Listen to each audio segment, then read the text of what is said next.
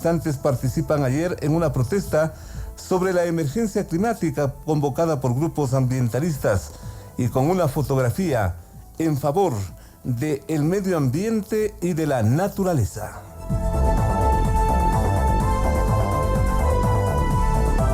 También en la primera página, en lo nacional, conmoción por los crímenes de 2 niños de Ambato. Si querían robar, era que se lleven lo que querían, pero no era que les hagan daño a los guaguas. Gritaban la madrugada de ayer Margot Moposita, madre de los menores de 10 y 14 años, que fueron encontrados sin vida en su vivienda en el noroccidente de Ambato. La delincuencia y la violencia extrema, características de la inseguridad en el país.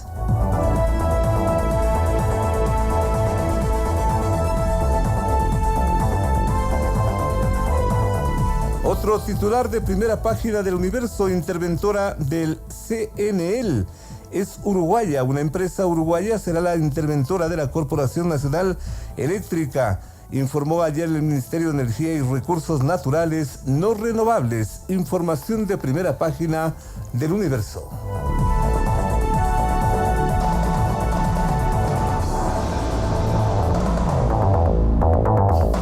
Otra información asimismo de primera página, Chalá enfrenta asamblea con juez. Una acción de protección aceptada por Manuel Ruiz Moreira, quien hasta el jueves pasado fue juez de la unidad multicompetente de Santa Ana en Manabí, a favor de Rosa Chalá, ex vocal del Consejo de Participación Ciudadana y Control Social. Ha enfrentado a Ruiz con la Asamblea Nacional, que censuró a Chalá en agosto pasado por incumplimiento de funciones. También es la información de primera página del Universo.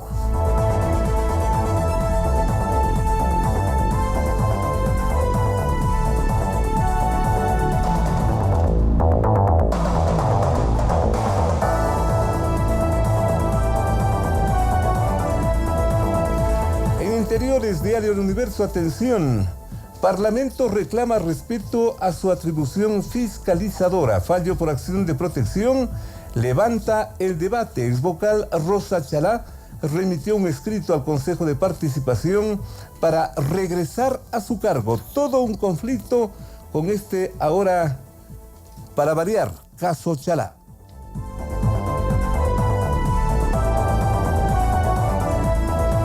En los próximos minutos anunciamos la presencia del coronel Mario Pazmiño y de la doctora María Fernanda Novoa, expertos en seguridad, a propósito del año preelectoral que está por empezar de aquí a la vuelta de la esquina. En poquísimos días empieza esto que es la antesala de las elecciones del año 2021. En tiempos electorales, los tiempos, valga la redundancia, son a veces como un suspiro o una eternidad. Los expertos ya nos hablan de una de las condiciones fundamentales en las que se va a desenvolver esa campaña, la inseguridad en el país. En un momento estamos con nuestros invitados. Esto es De 8 a 9 con Félix Narváez. Una hora de preguntas y respuestas para su mejor opinión. Este y todos los sábados por Radio Sucesos.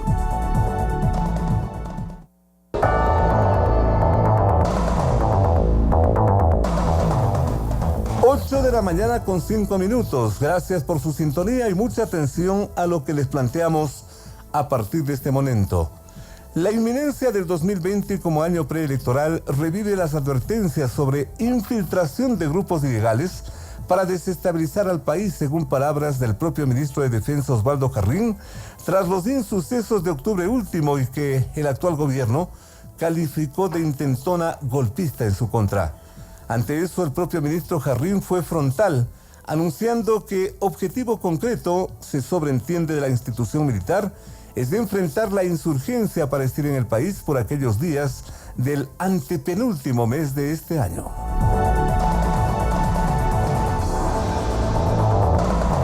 Lo cierto es que volaron octubre y noviembre, diciembre agoniza, y con el inminente enero empieza una campaña preelectoral, si no empezó antes, para inicios del 2021 elegir otro gobierno que puede ser nuevo o quién sabe si vinculado al ya polémico correísmo.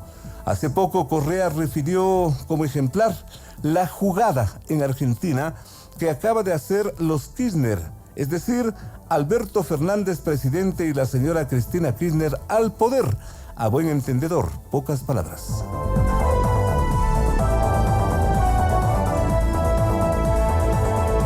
En este marco y ante eso, la crisis de octubre, por su intencionalidad político-electoral, se vuelve reveladora y mucho más con la denuncia del ministro de Defensa.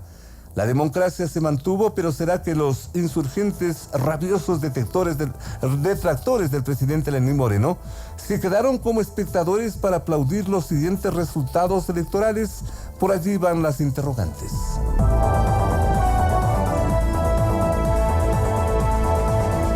Mientras tanto, los nuevos líderes, llamados así del izquierdismo, bien aterrados del debilitamiento del proyecto inspirado por Chávez, Lula y el marido de la señora Kirchner, se reúnen en foros y trazan estrategias para impedir que los otros de la otra orilla retornen y que ellos se queden sin el poder que durante más de 10 años les ha dado tanto, especialmente a través de la corrupción. Las noticias han impactado en el país, en el mundo y en la ciudad. Sus protagonistas están en Sucesos para responder preguntas del periodismo profesional. Que el público saque sus propias conclusiones. El antecedente está planteado y a partir de este momento van las preguntas y lo hacemos con los expertos en seguridad. El coronel Mario Pazmiño es director de inteligencia militar. Y la doctora María Fernanda Novoa, ella es decana del Centro de Prospectiva Estratégica del IAEN. Muchísimas gracias por acompañarnos desde temprano, porque el tema, insisto, está planteado y por allí tienen que ir las interrogantes sobre lo que se viene.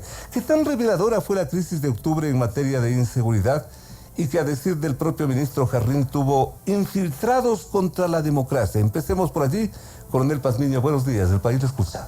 Muy buenos días, un cordial saludo para mi compañera panelista, para todos los oyentes. Yo creo que la crisis de octubre nos deja algunas enseñanzas. Dentro de las más importantes es que se está gestando a nivel de Latinoamérica un proceso de desestabilización que se genera desde algunas corrientes externas y también internas, y yo diría intereses externos y internos. Estos intereses externos necesariamente apuntan hacia la recuperación de un estatus de poder que fue perdido desde mucho tiempo atrás por diferentes estructuras y organizaciones de izquierda, y algunos de los que ostentaban el poder, pues al verse desplazados de esta cuota o este estamento de poder, pues quieren retomar y hacen esfuerzos por tratar de reconquistar esos espacios perdidos. Aquí hay algunos factores que están claramente en juego, y uno de los más importantes es que existe verdaderamente una presencia Castro chavista que está haciendo una presión bastante fuerte para generar un proceso de estabilización regional.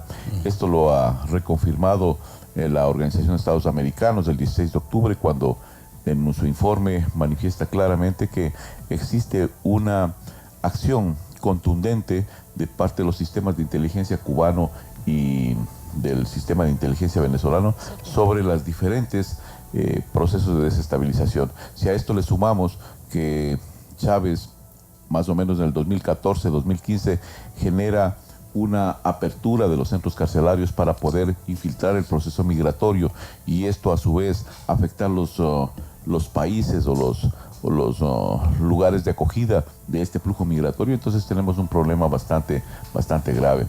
Qué complicado, qué complejo. Tanto en Colombia, en Perú, en Bolivia, en Chile, se han dado muestras claras de que existe esta infiltración. Ha habido deportaciones ya de ciudadanos venezolanos, de ciudadanos cubanos, implicados en actos de agitación y lo que se está denominando pues un proceso de terrorismo urbano, sedición urbana. ¿Infiltración que se produce con la venia de los gobiernos o es que los gobiernos no tienen detectado ese tipo de problema? No, es que aquí hay una cosa que es muy interesante. Los gobiernos no están viendo bien el panorama, porque aquí hay dos componentes que son claramente definidos. ¿O le hacen el juego al problema? No, creo que los componentes están ahí, son dos, y que atraviesan transversalmente todo el escenario latinoamericano. Me refiero a dos, la inequidad y la pobreza. Son dos aspectos que están claramente definiendo toda la actividad en Latinoamérica. Y si a esos dos elementos le incorporamos unos potenciadores como cuáles: el narcotráfico, el crimen organizado, la corrupción, las migraciones no controladas, por citar algunos de ellos, pues tenemos una olla en evolución que en algún momento va a estallar. Potenciadores. Son potenciadores porque están utilizando estos dos elementos que son vasocomunicantes en todo el sistema latinoamericano y que están presentes en todos los países. Ningún país puede decir que existe una equidad y ningún país puede decir que está al margen de lo que es la pobreza. Están claramente definidos y esos elementos son los que están jugando un papel importante. Aquí otro aspecto que es interesante es que ninguno de los gobiernos ha podido hasta la fecha atender esas necesidades, y al no atender esas necesidades se crea un caldo de cultivo que está generando estos reaccionamientos sociales. Ahora, lo que estamos viendo es que también los partidos políticos, las ideologías, no pudieron visualizar con claridad estas demandas sociales y fracasaron. Y al fracasar generan indudablemente una falta de representatividad, y esta falta de representatividad se está dando a través de estas protestas sociales que vienen pues a reclamarle al gobierno, a reclamarle al resto del Estado una falta de atención. Sobre eso, coronel, ya vamos a ahondar, ya vamos a preguntar, ya vamos a hablar. Gracias el coronel Mario Pazmiño, el director de inteligencia militar, pero también gracias la presencia de la doctora María Fernanda Novoa. Ella es decana del Centro de Prospectiva Estratégica del IAEN. Muchísimas gracias por acompañarnos, está muy atenta, tomando nota de lo que nos dice nuestro invitado, pero yo quiero insistir en los términos para no confundirnos en los conceptos. ¿Qué hay que entender, doctora, por insurgencia?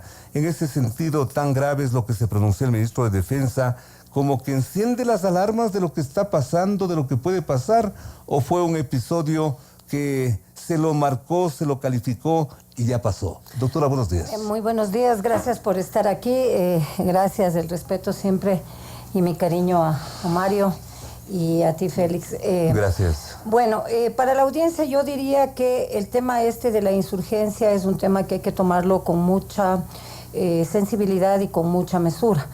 Yo diría que definitivamente nosotros tenemos, no solamente por el efecto de no solamente la firma del acuerdo de paz con Colombia, sino básicamente durante toda la existencia del conflicto colombiano en frontera siempre hemos tenido ahí un canal de rebote hacia nuestra frontera, no solamente de grupos insurgentes, sino ahora estamos viendo a través de las disidencias, ¿no es cierto?, que llama la doctrina colombiana disidencias de las FARC. Tenemos combinación de amenazas que es absolutamente mucho más grave que una simple insurgencia. Estamos diciendo que estamos viviendo en un espectro de lo que consolidan algunos autores, hablan de las amenazas híbridas o de las amenazas convergentes, donde una de las características clave es la incapacidad de los actores o los sectores analistas o de los políticos de definir sus límites, de definir sus lógicas y sus racionalidades. Es decir, grupos donde actúa el crimen organizado, la delincuencia común, la delincuencia organizada, donde tenemos las llamadas bandas criminales y donde tenemos también cooptación de autoridades civiles y cooptación también de mandos militares y policiales de ambos lados. Un laberinto muy complejo. Esto, por supuesto, esto significaría que entonces no es que nos estamos enfrentando a algo que podemos definirlo, tener un patrón de conducta absolutamente claro, y precisamente esa es la dificultad de los gobiernos o los estados, inclusive por lograr un déficit. Hay un déficit muy grande de gobernanza en seguridad, de gobernanza en defensa, de gobernanza en inteligencia, entre otros factores, porque la clarificación del sentido de la amenaza, que es la escritura de la amenaza, cómo se la escribe, cómo se la concibe, no hay una claridad precisamente por la complejidad del comportamiento y la racionalidad de la convergencia de estas amenazas. ¿Será que este fenómeno que nos está describiendo es demasiado amplio, demasiado fuerte y que deja en un segundo plano la necesaria actitud de los estados? ¿O qué mismo está pasando en ese interior? No, yo diría que primero a nivel de los estados no podemos hacer una lectura, digamos, en bloque de todo lo que ocurre en América Latina. Hay ciertos rasgos que son absolutamente convergentes, pero otros rasgos que son específicos de cada uno de los países. ¿Podemos poner un par de ejemplos? No obstante, sí. A ver. No obstante, por ejemplo, cómo se mueven o cómo se ha movido, digamos, la relación de las Fuerzas Armadas y de las amenazas y cómo se ha enfrentado las amenazas, por ejemplo, en Venezuela, entre comillas, y cómo la tratamos de enfrentar en Ecuador o cómo se la trata de enfrentar en Chile. Sí, hay elementos que son absolutamente convergentes, pero hay otros elementos que son disímiles.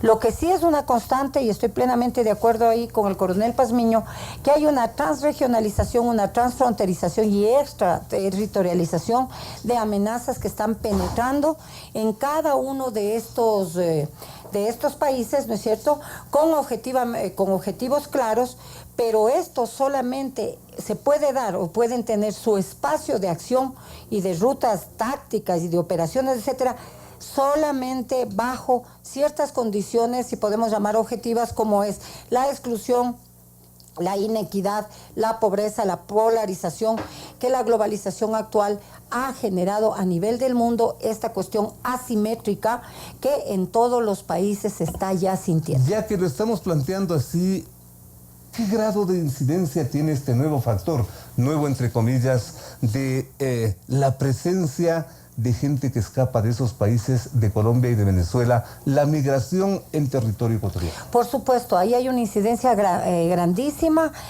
primero porque no ha habido políticas migratorias serias, no es cierto que eso no tiene que ver solamente con el tema del control policial y militar, que a veces se piensa que solo los policías y los militares tienen que controlar. Que también es un factor de inseguridad. Por supuesto, estas son políticas de Estado que no fueron controladas, es decir, yo diría que en el régimen anterior, el gobierno anterior, lo que hizo es tener una política más bien de puertas abiertas, sin a discrecionalidad para que entre quién es y quién no es. Sin ¿El anterior control. Y el actual? Yo diría que en el actual no hay tampoco un control, se ha intentado hacer un control de esta migración, digamos, de la venezolana, que tenemos prácticamente 3 olas de migración. En un inicio, los desplazados por la crisis, en un segundo momento, los rezagados de esos desplazados, y en una tercera, sí, estoy plenamente de acuerdo, inclusive la apertura de toda la gente, entre comillas, que ya generaba un poco de fastidio. Entonces vaya nomás a las fronteras más cercanas que son las nuestras, ¿no?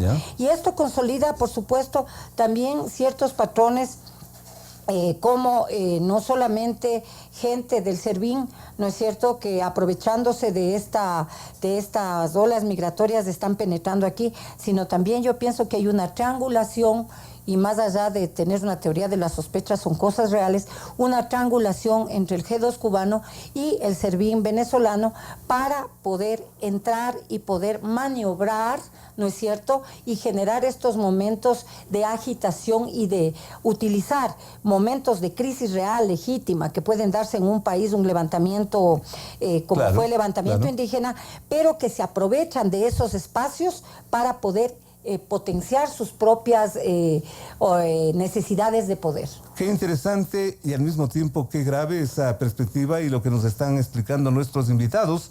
Sin embargo, y sobre lo que ya refirió, esta parte política que también es importante ubicarla, antes de Correa la izquierda decía que la conspiración viene de la otra orilla. Luego de Correa la conspiración es al revés. ¿Como que la conspiración es propia del juego político, coronel? La conspiración es parte del juego político y parte de los actores políticos. Entonces tenemos que aguantarnos. Tenemos es interminable. Exactamente, porque cada uno de los actores políticos que se ve desplazado del poder, pues considera que está siendo objeto de una conspiración. el expresidente Correa decía permanentemente que habían fuerzas ocultas que le querían votar. Que le querían votar. El presidente Magnífico. Moreno también. Y en resto... Que ahora conspiran los que se declaraban víctimas de la conspiración. Pero ahí como que eso confunde al público, ¿ah? Bueno, existen ciertos elementos que generan una confusión, una desinformación, pero también ese tipo de incidentes permite que los actores sociales se vean involucrados en procesos en los cuales son utilizados para transgredir el orden constitucional y el estamento legal. ¿A qué me refiero yo a eso? ¿Utilizados, por ejemplo? Utilizados, por ejemplo, el momento que se habla de una infiltración, una penetración en las protestas de agitadores, quintacolumnistas nacionales e internacionales que vienen a desestabilizar una marcha que supuestamente era una marcha reivindicatoria por quitar un decreto ejecutivo, y lo que generaron era un caos total. O sea, comenzaron con actos de violencia. ¿Utilización de los indígenas, por ejemplo? Utilización de los choferes también. Utilización del gremio de transporte, utilización del movimiento indígena. Coronel, pero no son unos angelitos de sus sectores tampoco. Bueno, sí, pero hay una cosa muy clara. Finalmente, inclusive, terminan como actores políticos, ya se habla hasta de candidaturas presidenciales, y eso no es utilización. Yo creo que son intereses que tienen cada uno de estos actores, intereses mal medidos, porque creen entonces que es un juego de intereses, ¿no? Juego de intereses. Más que utilización. Y juego también. A ver, hay un juego de intereses personales, porque cada uno de estos actores cree o se cree ya con la representación nacional para asumir un liderazgo nacional como una presidencia de la República, por un lado. Y por otro lado, también son intereses de otros actores externos e internos que quieren reconquistar ese poder perdido. Entonces, vemos ahí una unión y una conjugación de ciertos elementos. Pero aquí hay un tema sumamente interesante. Y quiero referirme yo a este flujo migratorio y esta parte de lo que yo le he denominado el caballo de Troya de Maduro. Caballo de Troya. Porque ahí viene inmerso un sinnúmero de acontecimientos. Por ejemplo, en Colombia, en Cartagena, deportan aproximadamente 135 miembros del Tren de Aragua, que es una mega banda que operaba y opera en los centros carcelarios en Caracas. Esa misma megabanda se hace presente en Perú, son deportados 175. En otros sectores, en Perú también y en Chile, comienzan a hacer apariciones, por ejemplo, los hijos de Chávez, otra megabanda, los gatilleros de Arauca, otra megabanda. Pero lo raro de todo esto, y me voy a lo que decía María Fernanda, el tema aquí es: ¿qué hace la migración ecuatoriana? Las instituciones que están para controlar. Aquí no hay un solo detenido de estas megas bandas que atravesaron todo el continente y pasaron por Ecuador, fueron a Perú, fueron capturados en Chile. Aquí no ha pasado nada. ¿Qué pasó? Los únicos. Usted es un experto en esa materia. Los únicos que son detenidos son 3 miembros del cartel de Aragua, pero estos... el Tren de Aragua, perdón, y estos no caen por ninguna situación especial. Ellos caen en el sector de Piñas, en la provincia del Oro. Caen allá por otra situación completamente diferente. Y ahí ellos se identifican como parte del Tren. Son los únicos, ya salieron libres. Y el resto de los que el resto que ha pasado por el país no tiene ningún problema. ¿Qué está pensando usted, coronel? ¿Qué hay atrás de todo esto? Lo que existe y lo que estamos viendo es que lo que está generándose a nivel latinoamericano son ciertos intereses de algunos elementos. Y permítame centrarle la información. ¿Cubanos y chavistas, como nos dijo la doctora? ¿En qué? Sí, ahí. ¿En qué le interesa a Cuba ser parte de un proceso de desestabilización? Cuba tiene un interés muy importante, porque recuerde usted que históricamente Cuba ha venido siendo parte y gestor de los procesos de desestabilización en América Latina, directa o indirectamente. Y a Cuba le interesa que un actor político de izquierda suba o tome el poder. ¿Por qué? Porque ahí están todas las famosas misiones que tiene Cuba y que son parte de los recursos económicos con los que sobrevive y subsiste Cuba. Las misiones de médicos, de deportistas, de educadores y un sinnúmero de situaciones más. Ese es el elemento vital para Cuba y eso requiere un posicionamiento de un organismo de izquierda y colaboración directa. Ese es el interés cubano en este proceso. ¿Cuál es el interés de Venezuela? Porque aquí hay que determinar exactamente qué intereses existen en América Latina. ¿Uno es Cuba, otro es Venezuela o son la misma cosa? No, otro es Venezuela. A ver. Porque Venezuela quiere reenfocar el problema que tiene ellos con una crisis social muy grave, un problema de derechos humanos también gravísimo, una afectación a la población, pero ese enfoque en el cual los países de América Latina no le dieron ningún respaldo al gobierno de Venezuela y le dijeron, señores, usted tiene que corregir eso o irse del poder. Ahora Venezuela le está devolviendo ese problema al resto de los países latinoamericanos con el propósito de alivianar un poco la presión internacional que tiene Venezuela. Muchos que hablaron. Recuerde una cosa, ¿Cómo no? que aquí hay dos elementos. Está todavía en un velo y en un tela de duda esa posible intervención militar de Estados Unidos o del TIAR. Por lo tanto, Venezuela lo que está haciendo es ganando un poco de tiempo y metiendo el problema en los otros elementos. ¿Qué interés tiene, por ejemplo, el tema correísta dentro de este proceso de estabilización? Correa sabía muy bien que esto se venía. ¿Y por qué sabía muy bien que esto se venía? Por la situación económica, cómo la dejó, el nivel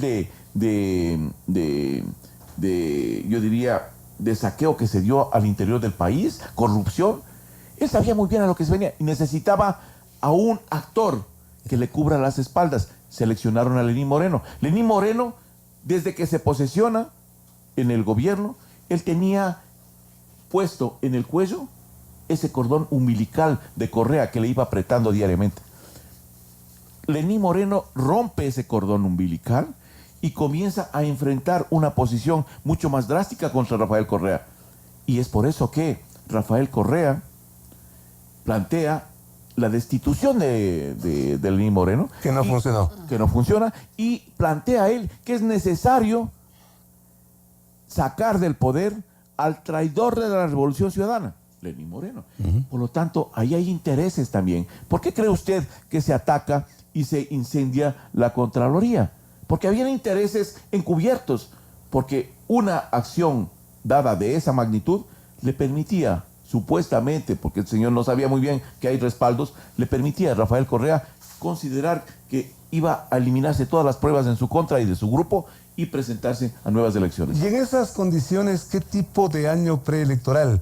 ¿Qué tipo de proceso electoral, del cual también ya vamos a hablar más adelante con otro invitado, con el licenciado Fausto Camacho? ¿Qué tipo de elecciones son las que se nos viene de aquí a la vuelta de la esquina, doctora?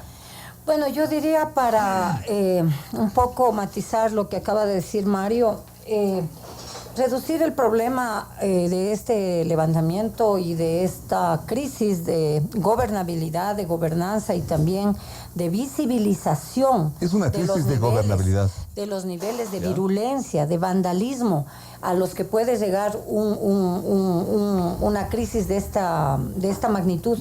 No puede resumirse solamente en una pelea Correa-presidente Moreno.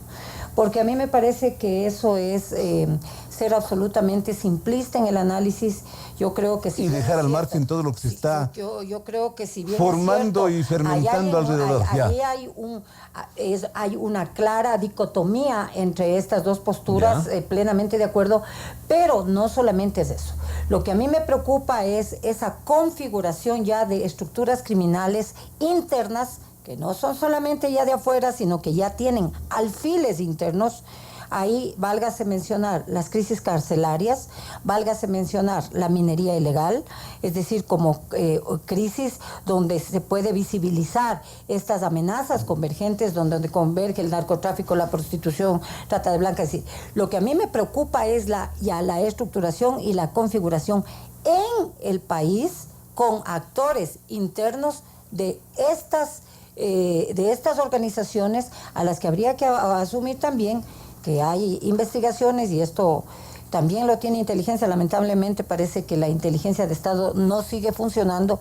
Lamentablemente hay informaciones sobre, por ejemplo, la configuración de mafias chinas y mafias libanesas y mafias rusas dentro del país, Además, que también están empujando a que se generen aquí estas virulencias que cualquier rato, y uno no tiene idea el momento en que van a explotar. ¿Esto es una ola de presión? Aquí yo sí quisiera hacer A un claro llamado a el tema de la institucionalización de la inteligencia, que parece ya cuento.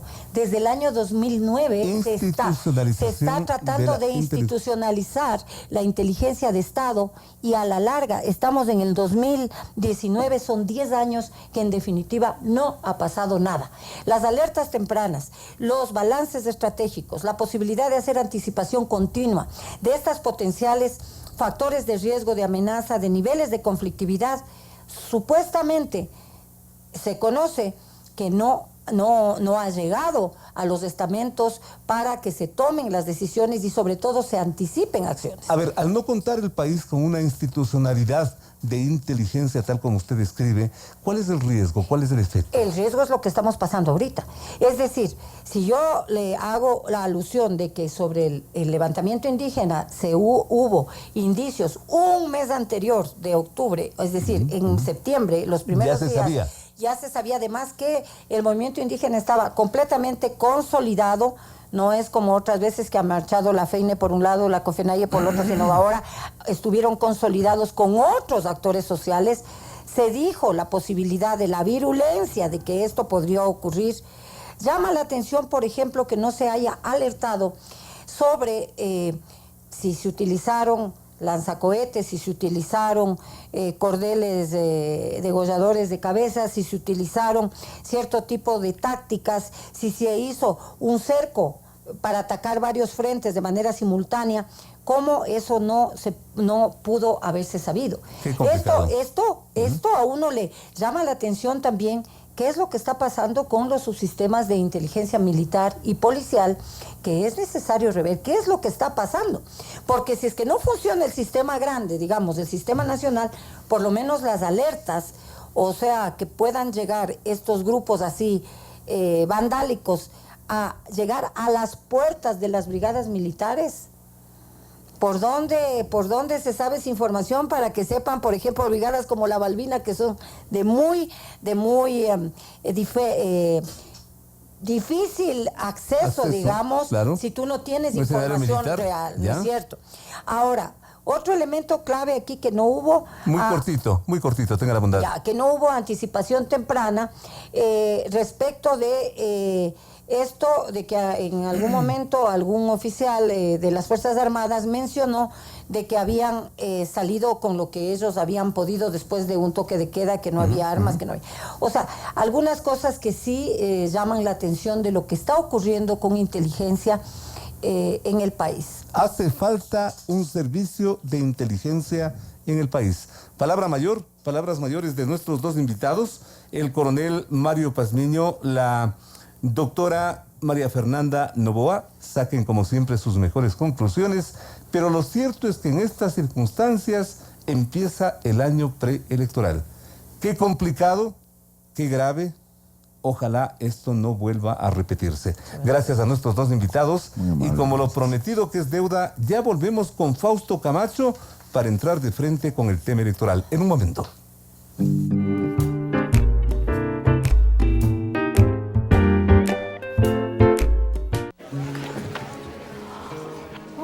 Ahí está mi hermana. Nicole, ¿no iba a venir tu papá? Él viene, lo prometió. Confío en él. La campaña tuvo resultados excelentes. No sabes... Lo siento. Tengo que irme.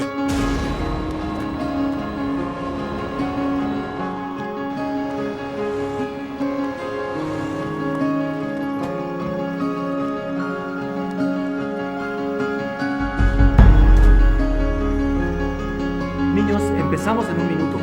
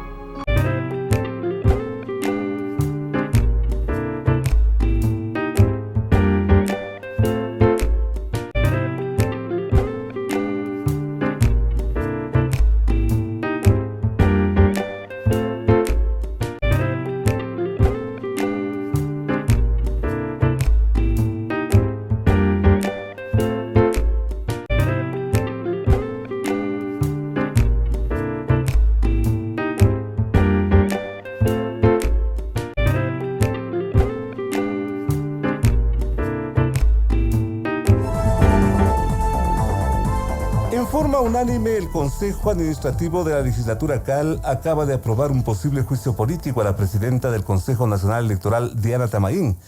El pedido de interpelación para una probable destitución de la doctora Tamaín proviene de la bancada del movimiento Creo, del virtual candidato presidencial Guillermo Lasso.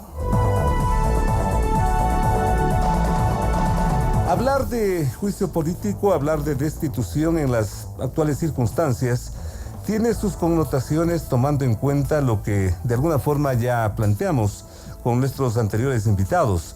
A la vuelta de la esquina, un proceso electoral complejo, difícil, muy expectante, que de no contar con quien ha venido encabezando todo este proceso podría complicarse más, o podrá ser para encontrar nuevos derroteros, quizás una mejor organización. ¿Quién mejor que Fausto Camacho, ex consejero electoral, para ubicarnos frente a esa expectativa que se está configurando?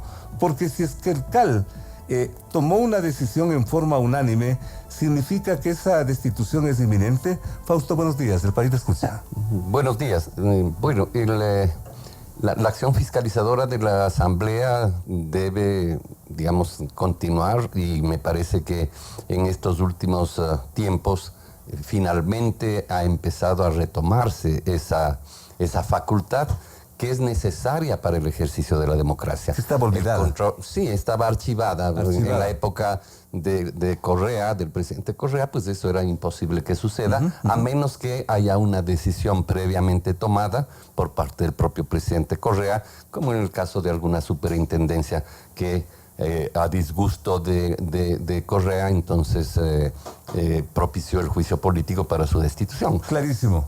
Pero bueno, en buena hora que esto se retoma, hay una correlación de fuerzas en la Asamblea que permite que los procesos de fiscalización pues finalmente se hayan reaparecido en el legislativo.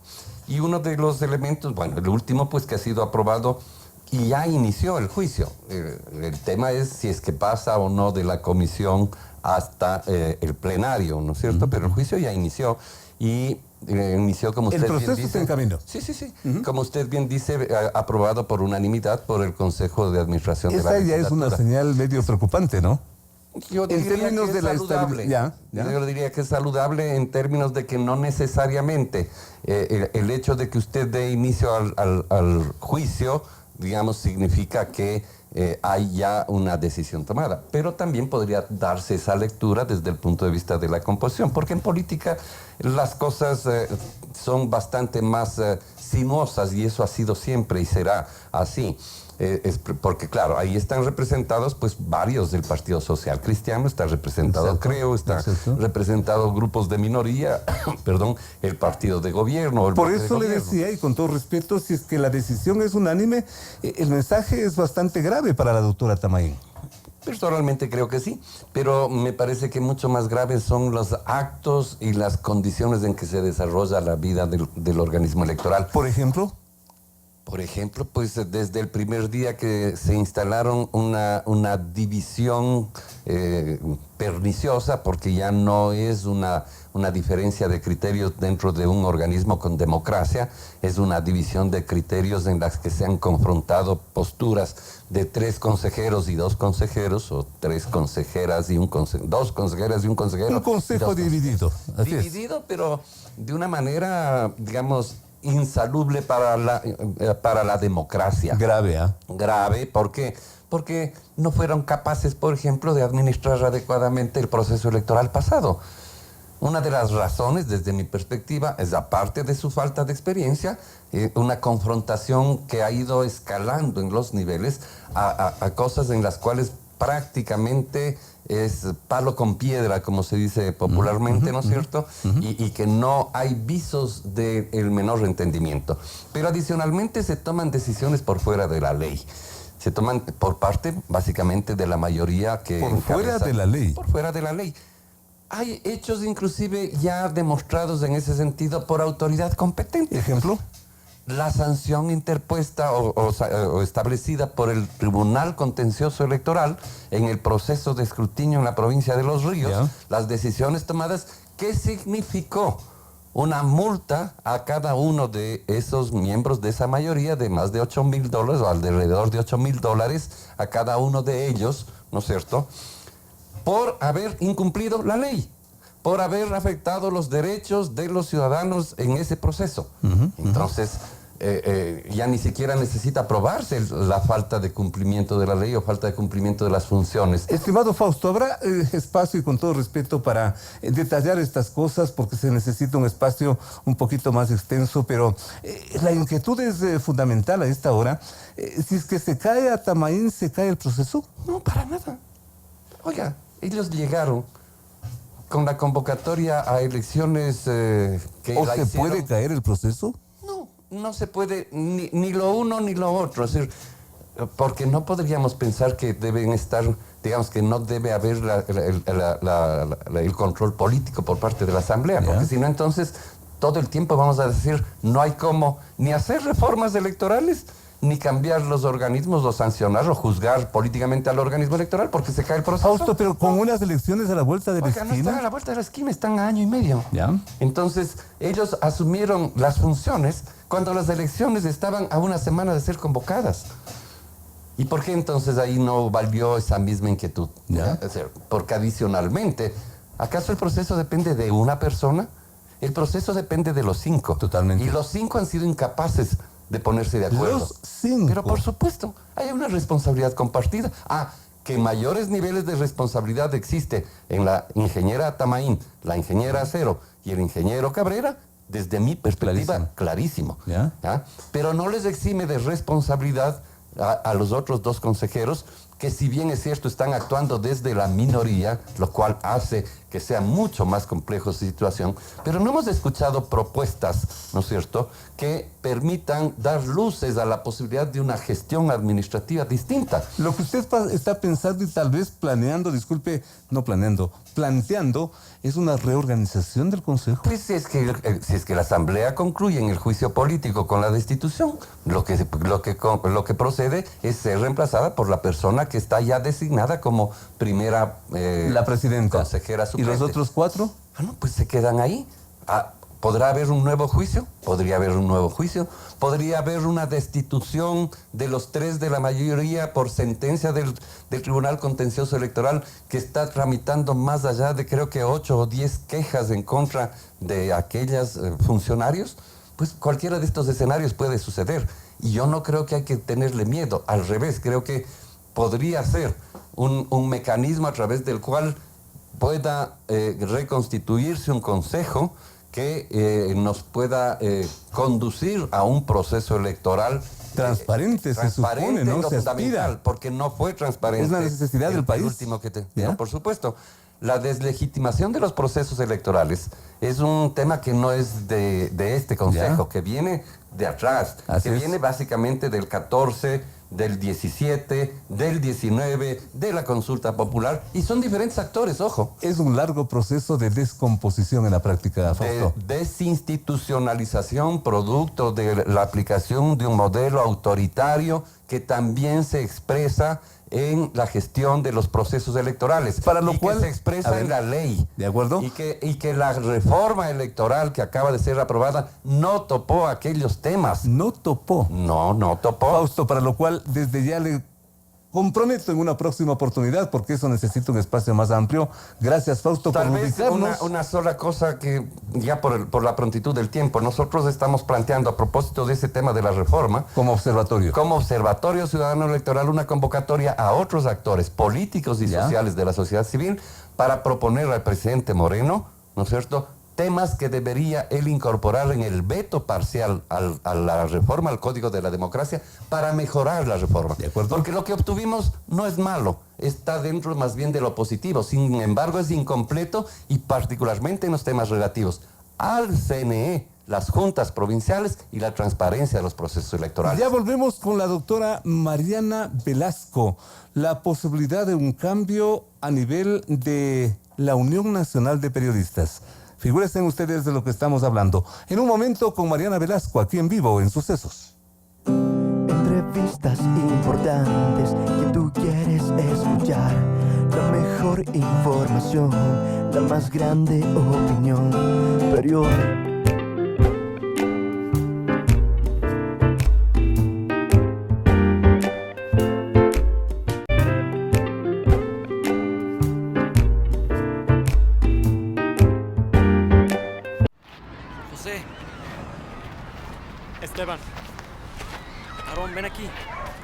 Ese de ahí.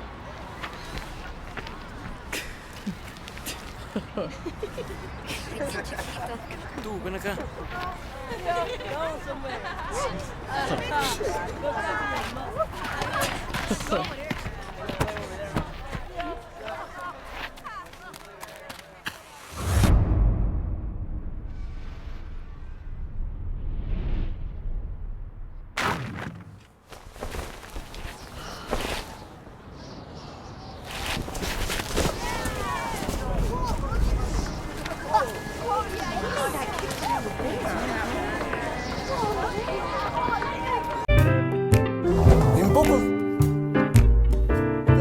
Esta institución tan importante del país y del medio que agrupa a quienes hacemos comunicación en este país va a cambiar su directorio, y a la cabeza de esto en materia de posibilidades la doctora Mariana Velasco, quien hoy nos acompaña esta mañana aquí en Sucesos, está representando a una de las listas. Entiendo que en las últimas horas se cerraron las inscripciones y la otra lista no se ha inscrito. De esto y más con Mariana Velasco a partir de este momento. Estimada Mariana, muchísimas gracias, un gusto tenerte por acá. La posibilidad de llegar a un nivel tan importante, dirigir la Unión Nacional de Periodistas, es lo que nos convoca a partir de este momento. Pero este hecho que inclusive tú lo comentaste hace un ratito, que la otra candidatura no se haya inscrito, como que le deja patojo al proceso, como que habría que ver qué pasa con las elecciones del 27, o no importa que no hayan dos candidaturas. Mariana, buenos días. Buenos días, Félix. Un gusto estar aquí en casa y gracias por la invitación. Gracias, Mariana. A ver, primero debo empezar a agradecer a los colegas que de alguna manera propiciaron, empujaron, pidieron que tome las riendas en la dirección, en la directiva de la Unión Nacional de Periodistas. Y qué bueno que lo hayas hecho, que te hayas decidido. Gracias, no? Gracias, Félix. En verdad, está conformada una lista, tengo que reconocer, de lujo, compañeros, colegas, representantes de todos los ámbitos de la comunicación. Es una lista también intergeneracional, digo yo. Los nuevos valores, los nuevos jóvenes deben armar el hombro. ¿Nombres, por ejemplo? A ver, en la lista, por ejemplo, está quien me acompaña en calidad de vicepresidente, está Iván Morales. Es un colega joven que hace comunicación organizacional. Ahora mismo él dirige la comunicación en el Seguro Social Campesino del Instituto Ecuatoriano de Seguridad Social. Está Mariusi Valareso, por ejemplo, otra periodista joven. Está Nancy Ortiz.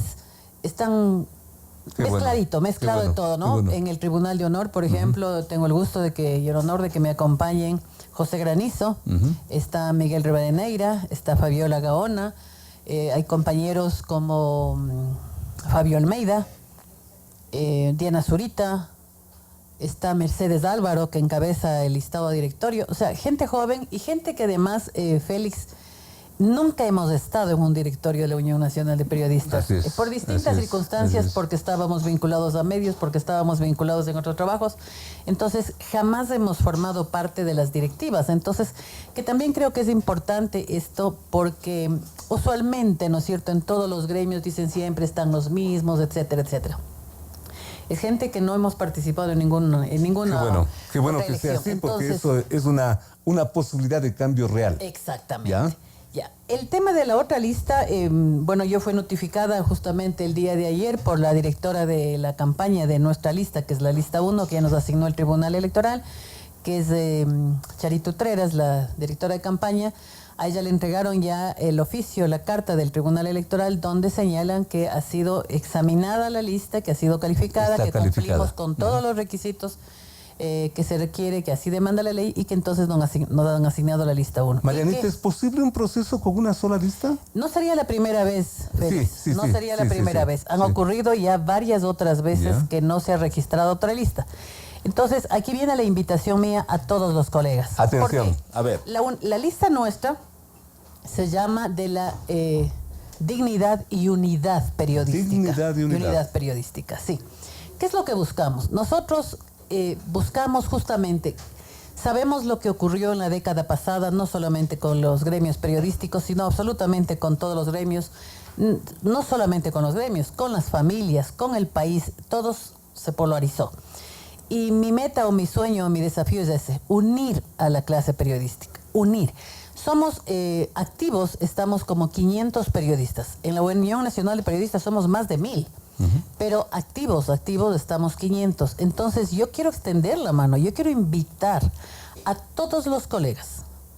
Hubiese sido muy agradable en un proceso democrático que podamos competir con otra lista, pero las circunstancias no se dieron así. Y en estas circunstancias me imagino que la propia otra lista va a la invitación. A todos, claro, a todas, Félix, claro, porque somos periodistas, no dejamos de ser periodistas, ¿no es cierto? El hecho que tengamos... Demos un ejemplo, ¿no?